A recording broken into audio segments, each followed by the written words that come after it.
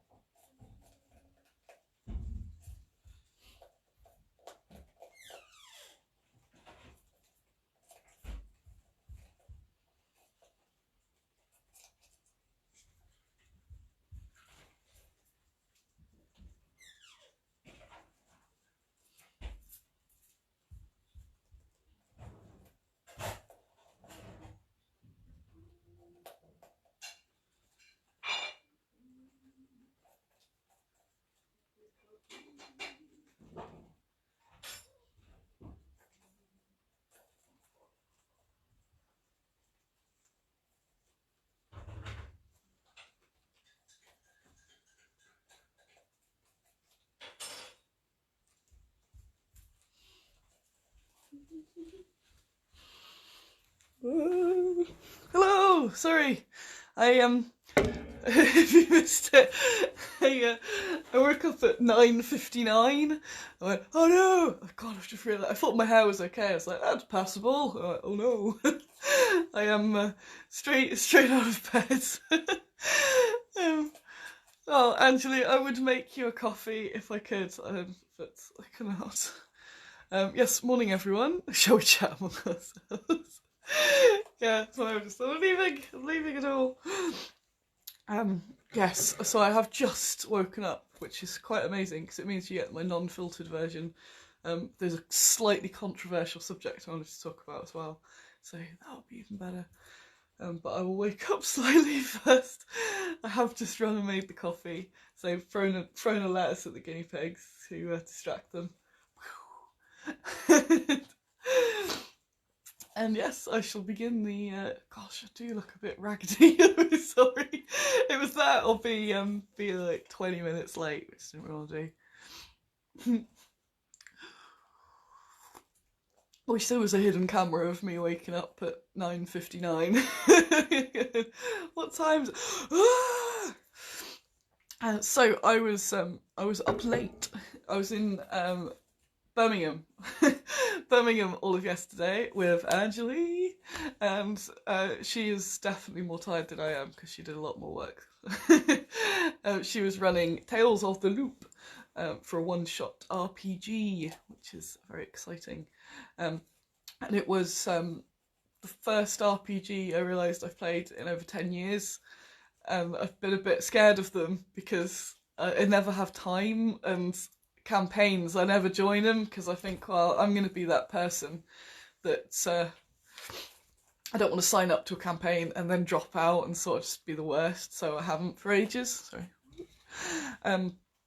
So I didn't even know that one-shots were a thing till Angeli mentioned it. So I was like, right, I'm going to force myself, I'm going to do some of this hobby stuff that I apparently really like but don't do ever. So we went to Birmingham to Meeple Mayhem, which I've not been to before. It's a board game cafe, and I realised that I know the guy who runs it because the industry's so small. I used to work at Hawk, so and used to run Warhammer tournaments in Bristol that I used to go to. It's like, yay! So there was two 5 hours. Was it 5 hours? God, yeah, two 5-hour sessions of Tales of the Loop.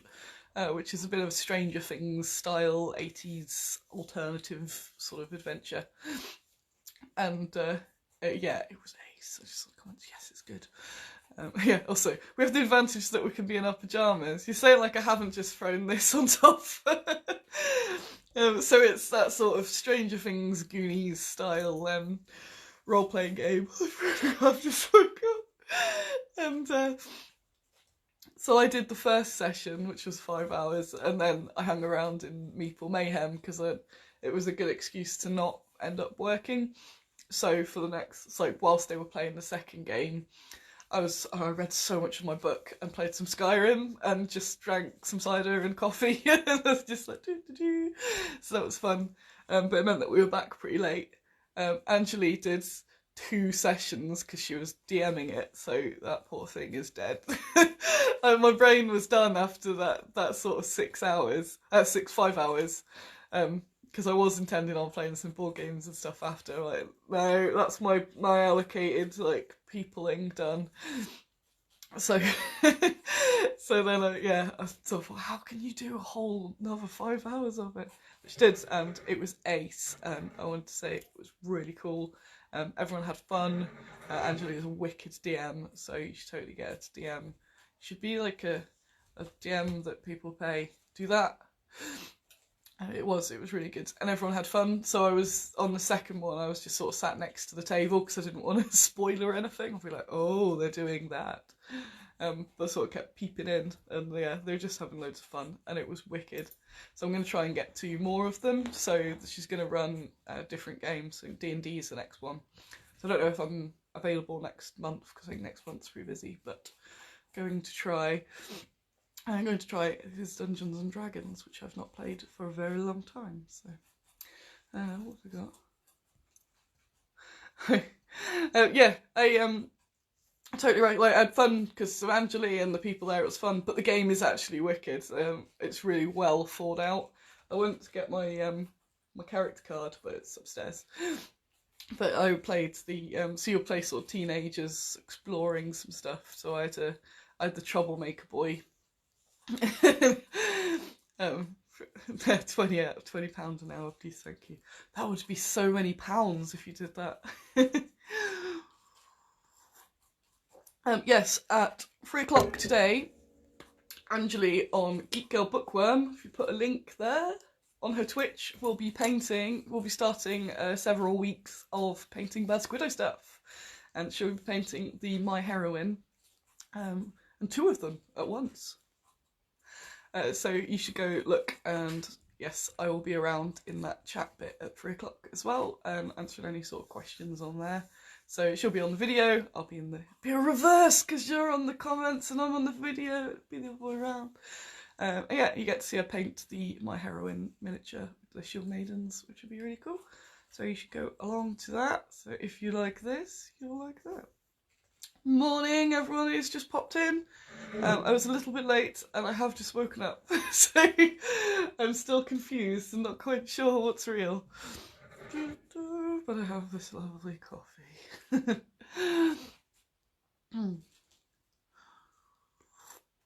But yeah, I wanted to both recommend triple recommend Tales of the Loop, Meeple Mayhem. That's some damn good burger. And Angeli is a DM, because it all made it a really awesome day. Yeah, it was just really fun. Yeah, there was like nothing. Is there anything bad? No, it was just a really lovely day. All those factors made it awesome. So yes, thank you. I wasn't at work. What madness. What other shenanigans? I've obviously got to wait till I get to my clickbait controversial opinion. So what has happened this week? I was on the telly. So Monday, was it? The Nuts TV crew came around and did some interviews, did various bits of filming. It was really fun. The lady who came was wicked, and I was a bit unsure when it's people outside of wargaming because I don't want them to I was so paranoid with Women's Hour beforehand. I was like, I don't want them to put a spin on it where it's like, look at the weirdos sort of thing. no, she was wicked, and was sort of really interested in it. I think her boss was a wargamer as well, so she wasn't entirely like new to it. Yeah, she got so much footage, and obviously it's only a few minutes, but it meant that the video that was put up was just wicked. I was really impressed with it, and she edited it and chose some really good parts. So it's on Knots TV, but it's on catch up I think worldwide. So if you go on knotstv.com and it's a show called A Up Knots.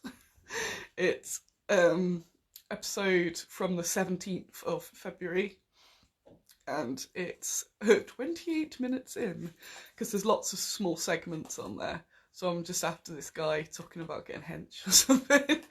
But I was really impressed with it, so I was sharing. No, I was like, oh gosh, what is she gonna?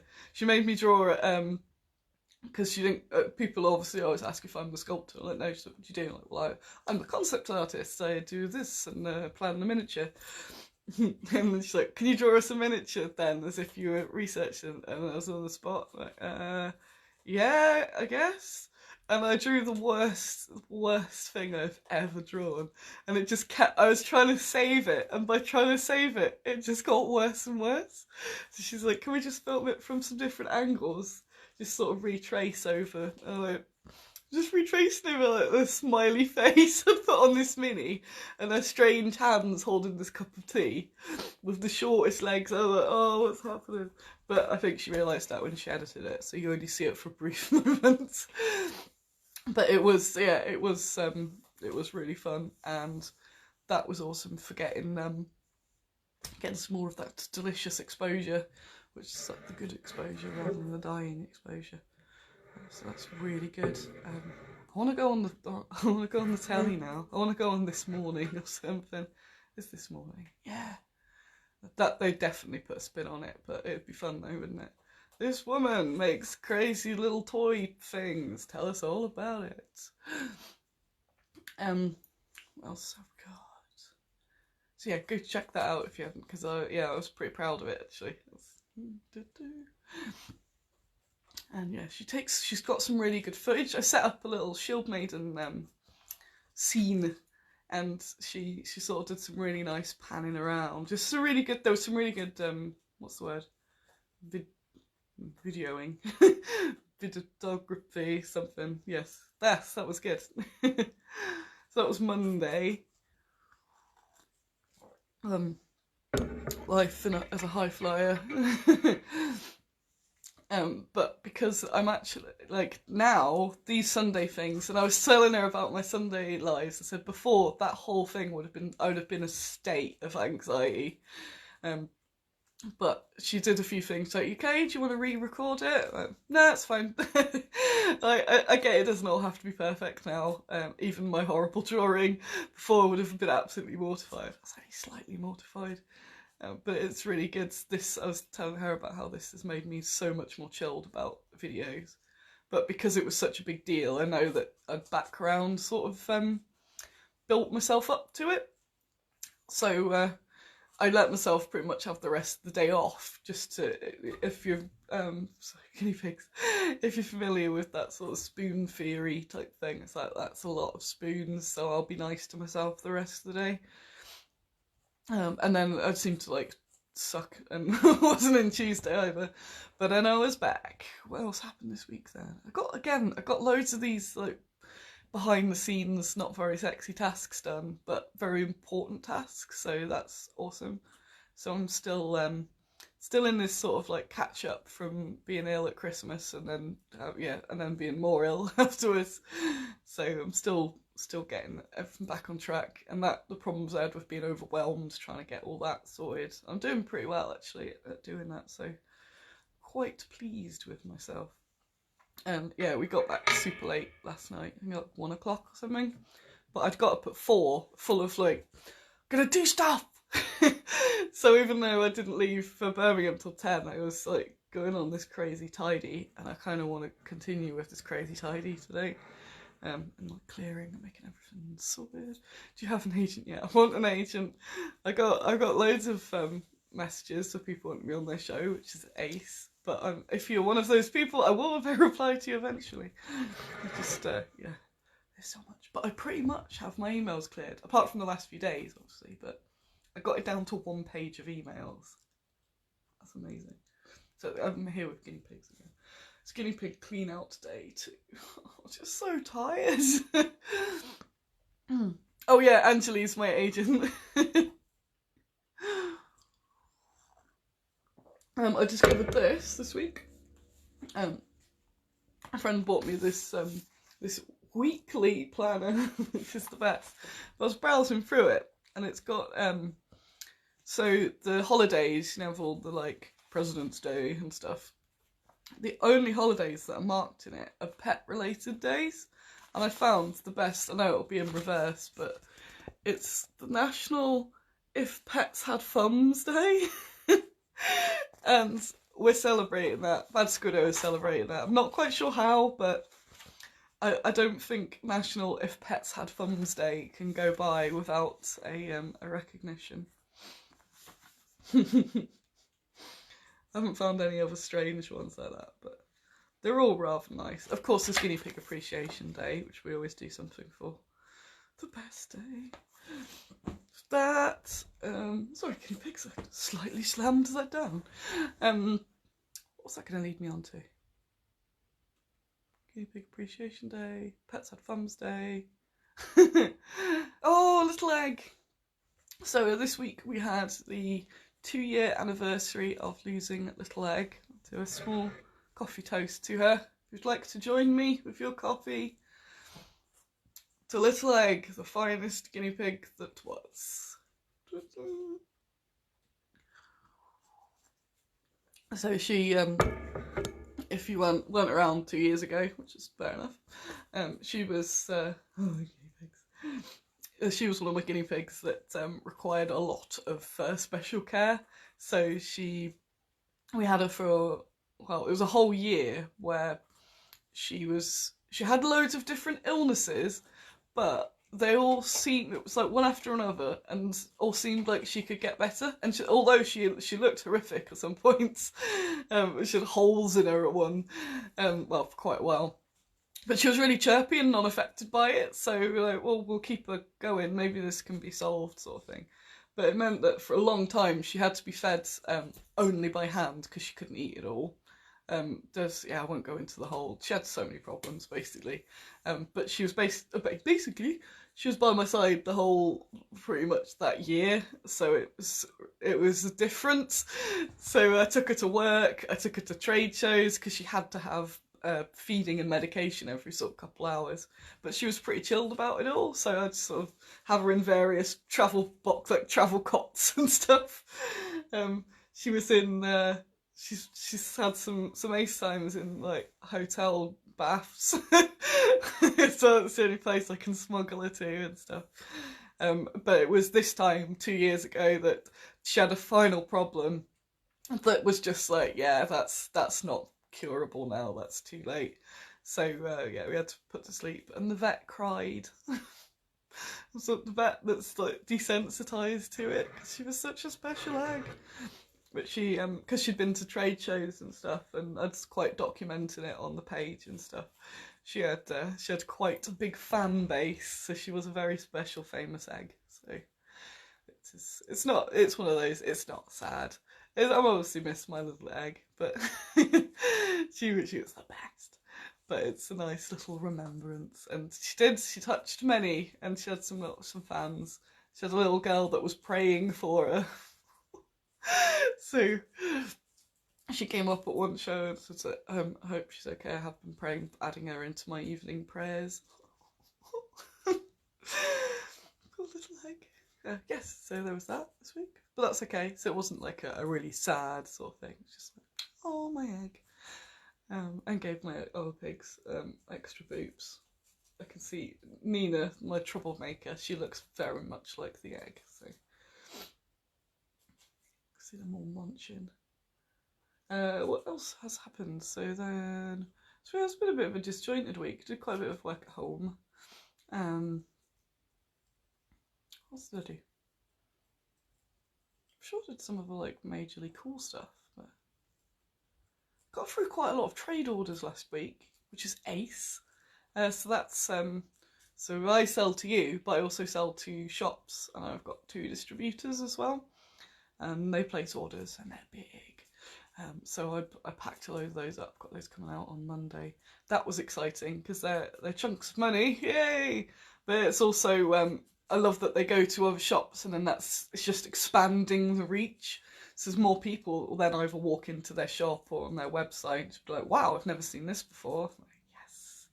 So it reaches I'm really pushing retail and distribution this year to get it then just like everywhere.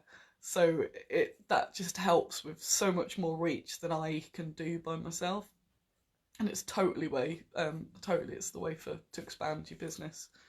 And it kind of blows my mind that some of the companies are really like against it, which I discovered when I was retailing, when I had the collection of Bad Squiddo stuff, of believable female miniatures. There were a lot of people that were like, no, you can't sell our minis because then you'll take some sales from us, and we have to sell them all at the full price. Like, it's not how it works. I sell extra. You still sell, and then I sell extra. No, and then it's really sort of narrow, and you've got to then rely on people finding you in this mass. But if you spread your mass, then that is totally the way to go. So that's why I'm really excited. Like, I saw Nick from North Star, which was excellent. I always like a little catch up with him, so that's good. And yes, North Star now they've added our dwarves to the line. So each time I'm like, hey Nick, look at these. These are nice. These will fit with your stuff. So North Star now carry the World War II. Oh God, they're getting there. The World War II, the Shield Maidens, the Ononbugaisha, and the Amazon, the dwarves. I'll put the Amazons onto them next. So that's also handy, so that if you buying stuff off North Star and you're like, oh, I can just add some Bad Squiddo into the same order. Boom. So you're buying your muskets and tomahawks, or is there anything us fans can do to help your grand retail expansion plan? Yes, there is. If you can ask your local shop, I'm just going to move. I've got quite a strong light on my face there. It's got to be more flashing. If you can ask your local shop, hey, why don't you stock Bad Squiddo? Bad Squiddo stuff is amazing. This would make your shop way better. That'll help. Sort of nag them to get in touch, rather than send me the details of the shop, because I'll never get round to it. But if you get them to contact me or North Star, I'd prefer if they contacted North Star, because then I have to do less. But yeah, get them to contact North Star.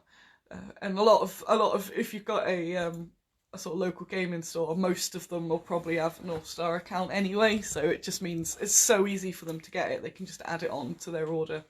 So North Star distribute like most of the historicals. They distribute all the plastic box sets, obviously Frostgrave. They distribute some Warlords. There's just so much. I think of the big ones that they Foreground. So shops will order all those things from North Star, and then you can get all the stuff at once. I know a lot of people don't actually know how this sort of thing works. So, but yeah, it means they can then, the shops can then add some Bad Squiddo without having to commit to starting up an account with me and, you know, then going, I'm going to have to add a chunk. So like, they can add a couple of packs and see how they go. I'm just going to add the brightness on my thing here because it's gone all dark, the light. Ooh, there we go. Da-da-da. So yeah, my taking over the world plans. What else have we had? And then, what day was it? Friday? No, Thursday. Thursday, an unexpected Amazon parcel arrived. Bum, bum, bum. It's like, it's my book! It's my book! So my brand new book came! Which I've been very excited about for some time. So it's a contemporary book about, because obviously I've got a whole chunk of books like this, but this is one that's just came out. It's published by Osprey, and it's specifically not just women in history, women in military history. It's the author of a book who did, it's called something like Amazon's Military Maids or something. But that was just a good book. So Thursday I went back after work, and I don't do this very often because I'm always working, but it was fairly early and I thought I'm gonna go to bed where it's warm and I'm going to sit and read this brand new book, and it's going to be awesome. And I started reading it, and I was like, this is awesome. I've got the coffee, I'm all set up, going to read my book. And then, and I don't know how to address this, because I kind of addressed it a little bit on Twitter, but I don't, I'm doing it now. I don't want to make a massive deal of it, because I don't have the energy to get into anything like this at the moment, because I'm trying really hard, because I've had some blips with my mental health and stuff, and I'm just going to focus on what I do and not get into wars with other people. You see, there's a twist. But I also felt like, because I'd made such a big deal out of it, it's like, everyone, my books came. And then I was like, no, that's not cool. There's a part, that's not cool at all. But I'm sad. I don't want to get into a war with a female historian that specialises in everything I dream about. But I don't want to get in a war. And I don't want anyone to be a vigilante. That was the fear that people... if I mention something and then you get this whole like Twitter gang that just takes things too far, and I'm like, no, that's not how you're supposed to. But basically there was a part where I didn't quite get it, so I carried on reading. She was, I don't want to read it out, and I don't want to, not jump to conclusion. She has a bit of a paragraph. And I'm reading it as dismissing the existence of trans men, and because it's a really interesting part of women's history, because you have so many, a lot of the women in military history, it'll be women weren't allowed, but she disguised herself as a man and joined the army, and that by itself is really interesting, because I'm like, how many of those, because it wasn't so really known then what all this was, or definitely not accepted. So it's like, what percentage of those are trans men, and what percentage are just, someone like me that goes, I want to join the army. Hello, that was supposed to be a large moustache, not a Hitler moustache. But I guess I am, man. A bit like that sort of Blackadder thing. There's obviously a mixture. Burn the book on live stream is the only way. I won't. So it's a mixture of that, and that in itself's quite a good discussion. And it's all that erasure of trans men. But I get it. I get that that's a whole other thing, and that's not the focus of the book. But though it's still really entwined. But she basically says that there's no evidence for gender dysphoria. It reads as if it's ever, and this is why I don't want to like jump to a conclusion. At first I read it as if ever, but I think she's meaning within these people.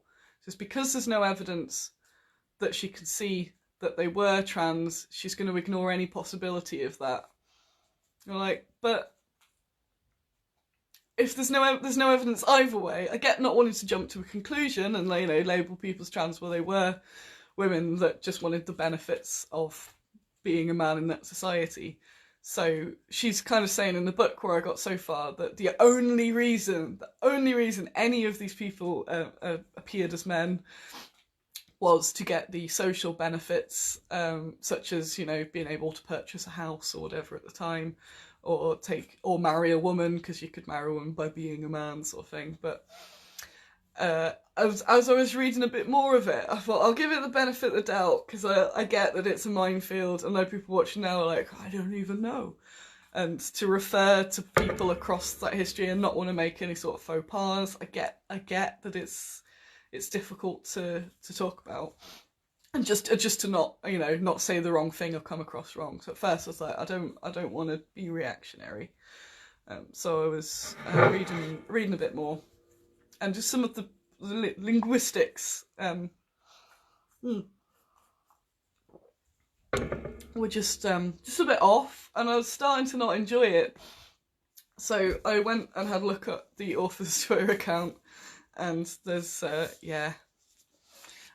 lot of retweeting and replying to basically anti-trans posts.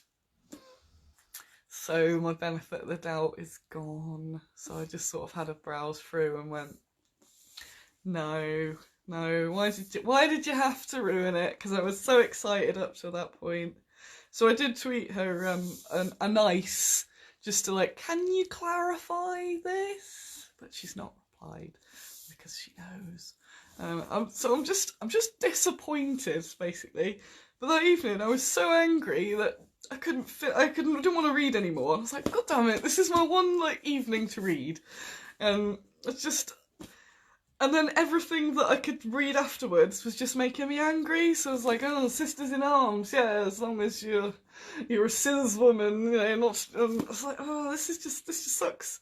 Because the whole very nature of talking about gender involves all of this. And just go, nope, that's not a thing, because I've decided. I was like, yeah, there was some pretty mean either comments or thumbs up to pretty mean comments about trans people, like trans men and women, on the Twitter feed. So I might just burn it.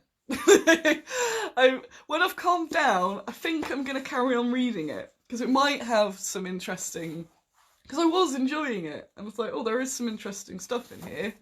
And I'm sure I have books from other historians that don't have the best opinions, but it's still, you know, they've researched women in history.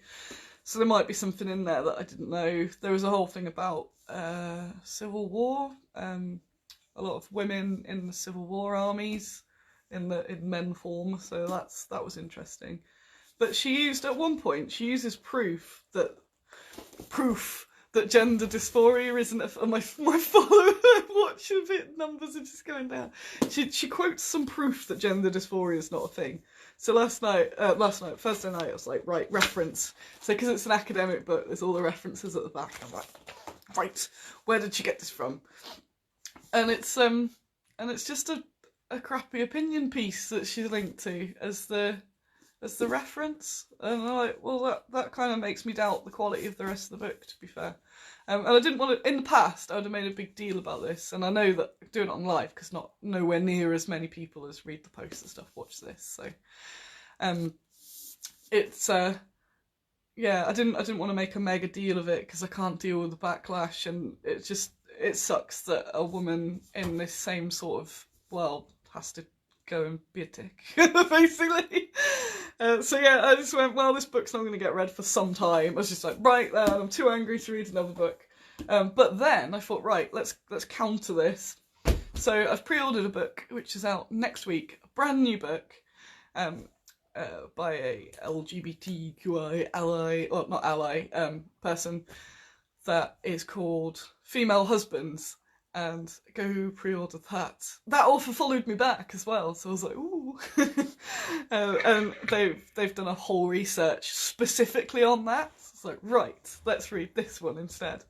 And that's just counters it. It talks specifically about that history of trans men, basically. And this book I've read, the Julie Wheelwright one, was very much kept making a point of how again it's a minefield because I find it a minefield. Male presenting a woman, what's the word? So I suck. It was a woman living as a man, but married a woman, and she was very much like, these are lesbians. I'm like, but no, there's some misgendering. Yeah, I was just like, sorry, what's the comment from Carol? Oh, there's a little essay from Carol. I'm thinking that there are a number of different reasons why women dressed and presented themselves as men in the past and did things like becoming pirate soldiers, and gender identity and sexuality part of it, as well as wanting to escape from the assigned role of women in the past. The subject used to be entirely ignored, so to say that the exploration is going to be similar to the way that gay men were previously portrayed in a historical setting, i.e. the Theban sacred band weren't really pairs of lovers or just really good mates. Yeah, it was just like that lesbian erasure, although she was really for that. But it's they lived as the best friends forever and ever, and they married, they were buried together holding hands. They must have been really good friends. It's basically that. There seems to be a lot of resistance to the idea of historical gender dysphoria too. It seems to be treated as a purely modern condition in many circles. Yeah, and that's why I find it such an interesting, because we're obviously a bit more enlightened now, to find, just as a general interest piece, you're like, oh, actually, yeah, there we go. This has clearly always been a thing. What was I going to say? Yeah, so like with the women as men, again, I apologise if I sort of used the wrong terminology, which is all she should have done. She just go like, I'm sorry if I used the wrong terminology. But hang on, again, like, gotta get it right. So there'd be, in loads of the history books I've read before, it'll be, oh, so she, quote, she dressed as a man to do this, blah blah blah, she married this woman, blah blah, and then she was found out, but everyone kind of knew anyway, and it was okay. But for some reason, she lived as a man forever. Like, I wonder why. I wonder why this could be, perhaps. And so for a brand new book to just go straight away, yeah, it's not a thing. I was just like, nah, I don't. I felt a bit, not dirty, a bit like, because I'd been building it up on social media and like, oh my god, the book, and people were flying going, I'm gonna get the book, and then it wasn't far in, so I went, oh man, really? So yeah, I am just disappointed. I have a feeling that those sort of people just don't really have a debate either. That's why I was trying to be nice about it and not just go into a flame war. And yeah, I don't want anyone to start any sort of flame wars because I just don't have the energy. I don't apologise, Carol. Yeah, that's really good. What is the gay man version of girls being pals? Bros being bros, I think. And so it's my small rant, but yeah, I just really wanted to address it because we're super pro trans, we're pro everything, just like a general so just like people. It matters.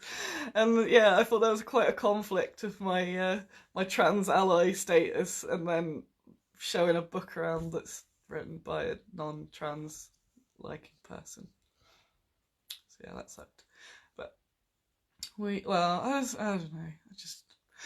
I'm just disappointed. Disappointment is the main thing. Because yeah, there's loads of books I've got that aren't that great, but there'll be some little snippets of information that are good. But they're all old books, and yeah, I'm just like, that's been proofread, and other people have said, yeah, that's great. Well, like, she obviously has these rubbish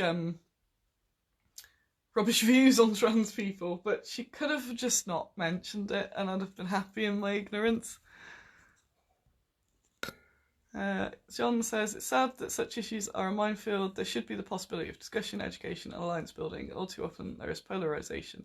Yeah, and part of what I do is to try and get people from either ends to sort of understand each other. It's not a minefield. Most people are cool, but they just, when you're getting so much crap off people and somebody says something that you kind of pick up as like, oh, that means someone sucks or whatever. I get it. It's just about common respect. I think if you're making it clear that you're, maybe not up to date with linguistics or anything like that, but you have good intent and people are quite happy to sort of go, right, yeah, so that phrase wasn't the best. And I'm always open to any of the lives, any of my posts. If you kind of think, Annie, that wasn't the best way of framing it, then that's fine. And just message and I'll go, oh crap, sorry. And I think that's all it should be, just that sort of, yeah. So I don't think you should be afraid to say anything. That's the way sort of like the other side frame it, as if nobody can say anything anymore. Like, it is just be nice and understanding. And it sounds like the only way a lady could live with her favourite gal pal. Think of all those evenings doing each other's nails and gossiping about boys. I was looking at the history of lesbians with because I do my gay vignettes now and again. So the one I've got for the World War II, I'm so excited about, is a lady in an ATS uniform doing like a Lindy Hop with just a lady in traditional 40s sort of dress. And the one in the dress has got like, her cap on. She's like, woo, lemonade, yes. I can't wait. But yeah, there's a lot of those sort of blog posts where it's like, look, these things aren't new. It's really obvious that they're not new, but we can throw it in people's faces. And so there's some really sweet pictures from I think it was the 40s. There was a quote. It was something like, this woman was threatened to be sacked from the army because she was gay or something. She's like, yeah, sure, but if you're going to sack all the lesbians in the military, you're going to be pretty screwed. And like, oh, oh yeah, we do need you people.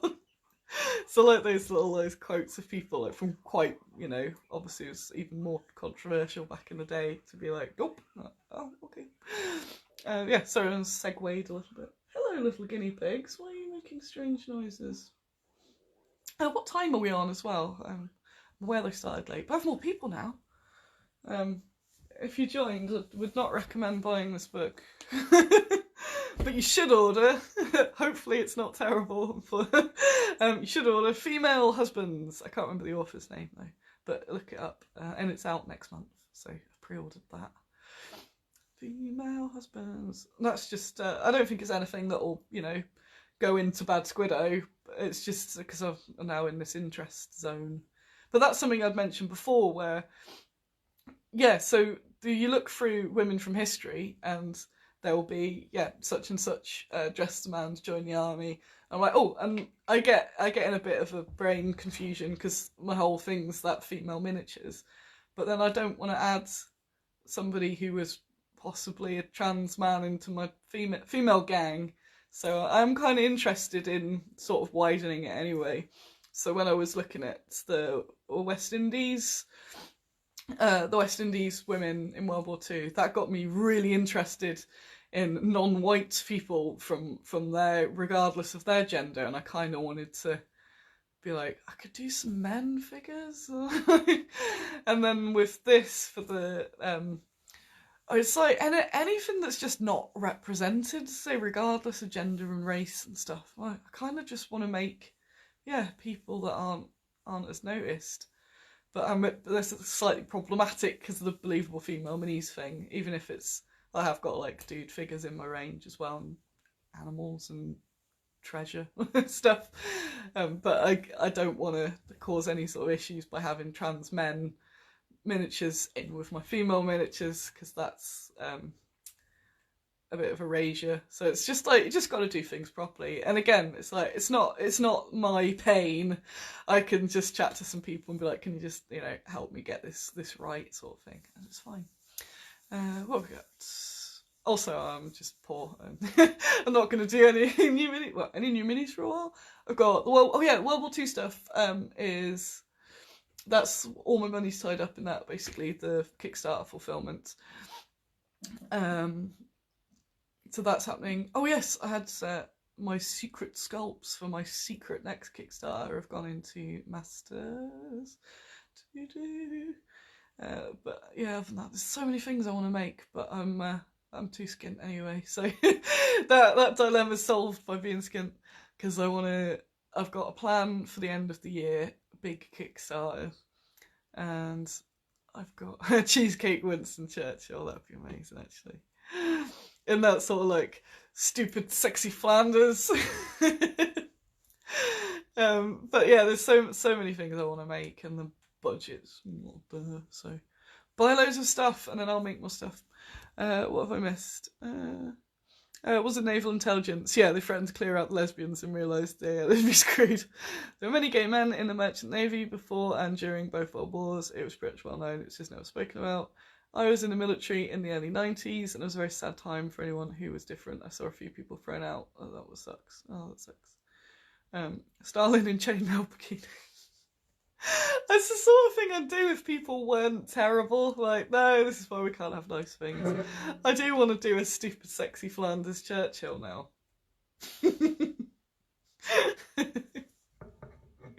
So I shall go shortly. I'll find some more Bad Squiddo to... What's that? I've been reading this habit book on how to build good habits as well, so I'm going to be nearly finished that. Like a book machine at the moment. It's awesome.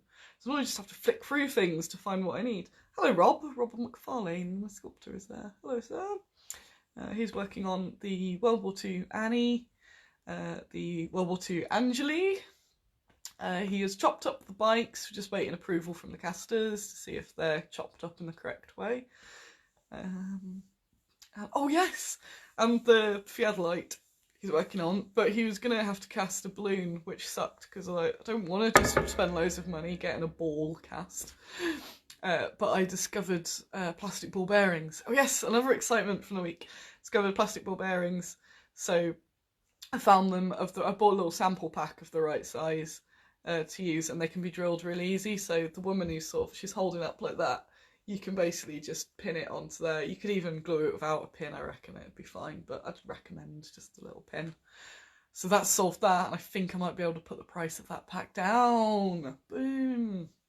But I need to check. It might only be like £1, but that's substantial. So that's awesome. All those little quests I have to get things to work. And I'm like, yes. Alan is sculpting away on the last bits. Again, these are late, but it's entirely my fault and not my lovely sculptors, because I've sucked at getting info to them. But they're on it now, so that's cool. What else? Oh yeah, I need to do a Kickstarter update, really. I've got some more painted minis arrived that I need to photograph. I'm excited about what John's working on too. I've got Callum France. Oh yes, I've released some Amazons. It has been a busy week. I released some more Amazons and some.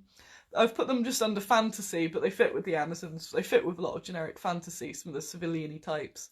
So I've got the princess, the two princesses, which again, I've called them princesses because I'm like, oh, princesses. But they can be wizards, they can be civilians. I've got the beer maiden, scholar. The scholar would be so perfect in Frostgrave. It's ridiculous. So you should definitely buy those. Beer maiden, scholar, the Amazon commander, and standard bearer, who bearing the arms of the Squiddo. So one's got a squid on a pole, and the other one's got like Squiddo armour, goes down like that. And they're really nice. The pictures don't do them justice. They're the ones that Callum France is painting up at the moment. So excited about that. What did I release?